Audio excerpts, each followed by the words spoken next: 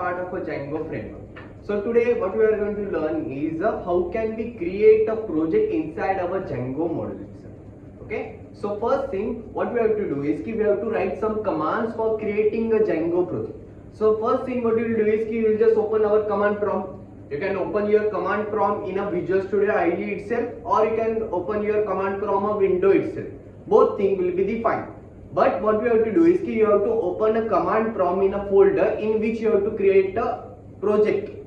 Okay. The second will be what you have to write a command to start your Django project. Okay. So what will be the command to start your Django project? The command will be the Django-admin start project my project. So my project is the name of a project that I am going to create itself. So my project will be the project that I am going to create. The third thing you have to write is you have to you have to go to the project directory of that project. So what we have to do is we have to open our command prompt in that project itself.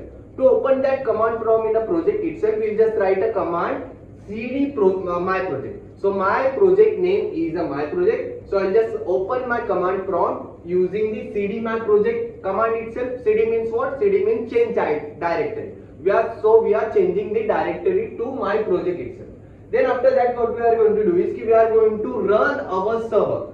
So to start the project we have to run the server. To run the server what we are going to do is we are going to write one command python manage.py run server. So using manage.py file we are going to start our server. After starting the server the one link will become which will be looking like this.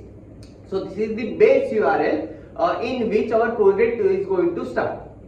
Then after that you can see we will now create an application inside our project. So let's just first understand what is the need to create an application inside our project. So we can create a multiple application in a one single project. So for example, if you look at the Paytm application, so in an app store you will see two applications for a one Paytm project itself. So there will be one for the customers, there will be one for the business owner also. So for the customer there will be having a different set of functionality. For business owner there will be having a different set of functionality. So to provide a different set of functionality to different user, we'll just create a different application. So let's just understand how can we what is the project structure itself. So first let's understand I am creating a project with this name, that is my project. In this, so we will have the settings.py file. This is the heart of the Django itself. Settings.py file will have the main settings that we are going to write.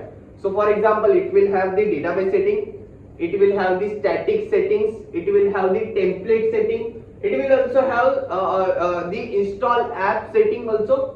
In the urls.py file what we are going to write is a URL routing, means in which for which request which response has to be sent. In this case the response will be the views.py file. The third and the fourth file which is the wsgi.py file and then asgi.py file will be used for deploying a Django project. The last manage.py file will be the command line utility which we can use to write a command line code. The next thing, let's just understand the file structure. For the file structure we will have the directory layout. Directory layout means we will have the multiple files inside our my project. Then after that it will have the modular design, means in each folder we will have the multiple .py files which will be used for different purposes. Then also we will have the one template file which will having the HTML files, and then one static file which will have the CSS, images and then JavaScript files. Okay. So why there is a need for creating this structure? So it will be easier us to find out where we have to write our code. From the OOPS concept we are going to use the encapsulation concept here. Means what? We will just have the different folders for the different purposes. Next, let's just understand what are the different files that we will have inside our Django project. So first we will have the admins.py file, where we are going to write anything that is related to the admin interface, that we are going to write in the admin.py file. Then we will have the apps.py files, means anything that is related to the application settings we will write inside our apps.py file. Then we will have the models.py file. In the models.py file, we are going to create the table that will be required in our Django project itself. Okay. Then after that we will have the test.py file. As the name suggests, the test will be written inside our test.py file for testing purposes. That means we will test our functionality which is working properly or not.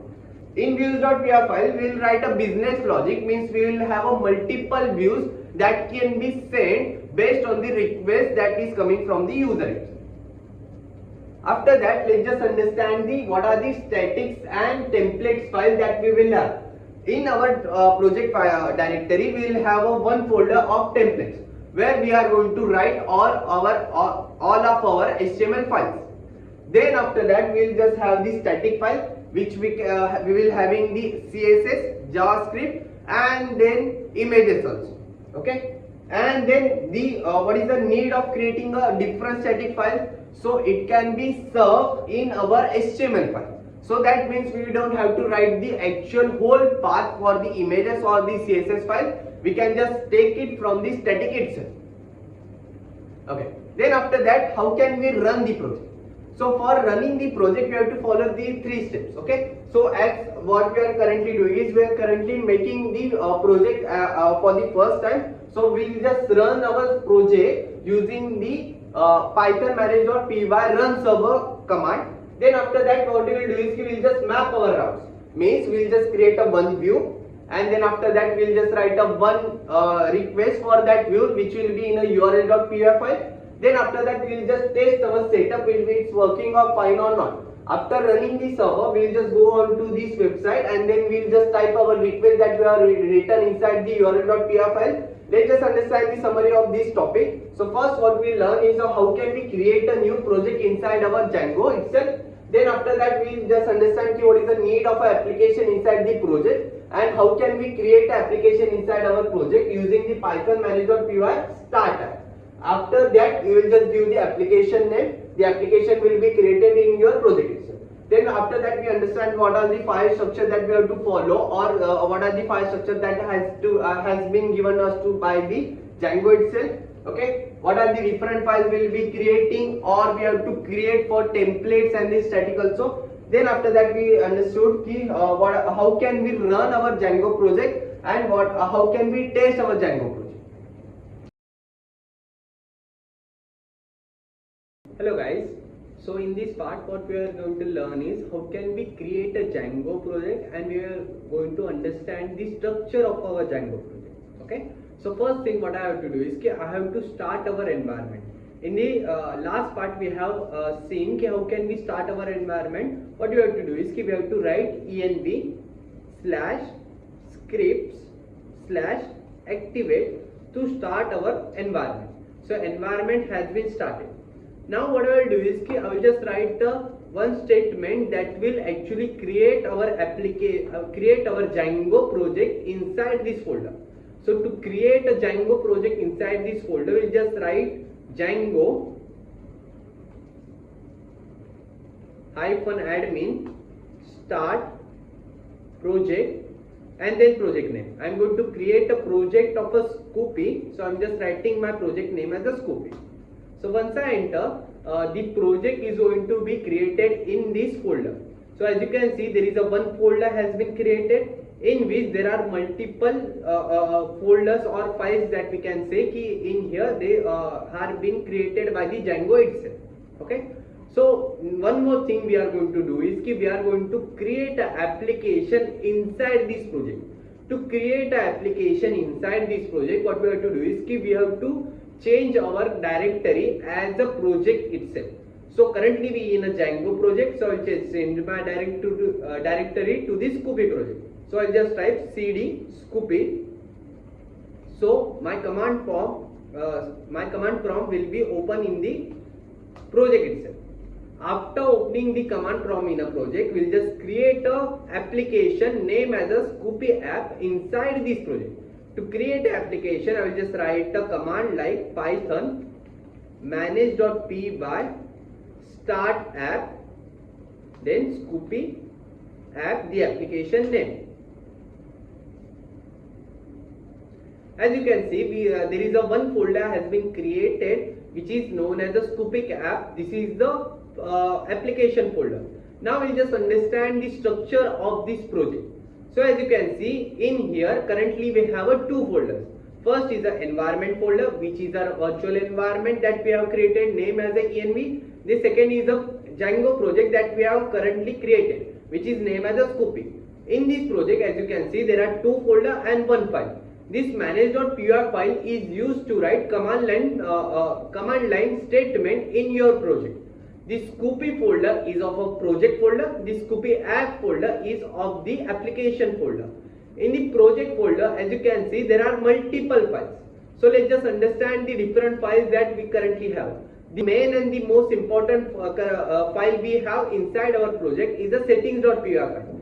This is the heart of the project. In the settings.py file, you will just write the settings required for our project. For example, the settings of the database, settings of the template, static files, and all other things will be written inside the settings.py file. As you can see, there are ASGI and WSGI file. These two files are used for the deployment purposes. The next file, as you can see, is the urls.py file. In this file, what we are going to write is a URL. So based on that URL, some view will be returned to us. The next file is a init file.